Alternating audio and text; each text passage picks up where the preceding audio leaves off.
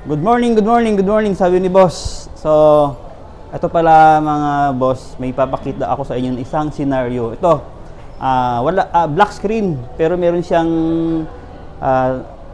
cursor na lumalabas. Ito papakita ko sa inyo kung paano natin gawin. Try natin kasi ito kahit anong pindot natin, ayan o, black screen lang, pero may background na backlight.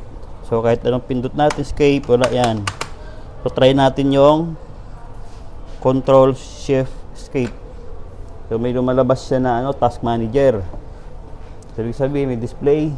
Yan. So, try natin itong magra-run ako ng new task ng Explorer.exe.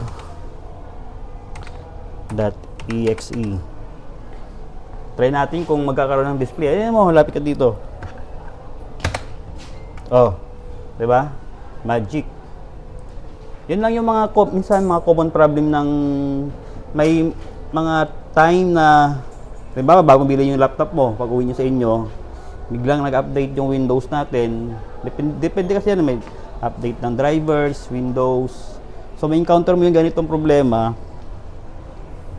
Black screen na meron siyang backlight, pero nakikita mo yung cursor ng ng mouse mo.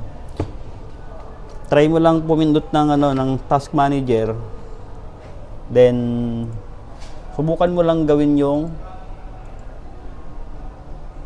mag-run task ka lang. Pwede rin yung mag-reset ng GPU, yung control, window, tapos yung B. Pwede rin yun. Pero ito kasi, ito yung unang basic troubleshooting. Pag wala lang ibang option, yun yung i-reset yung GPU. So, yun lang guys. At kung gusto nyo pa ng ibang updates, so pwede kayo mag-subscribe, follow and share, and babush!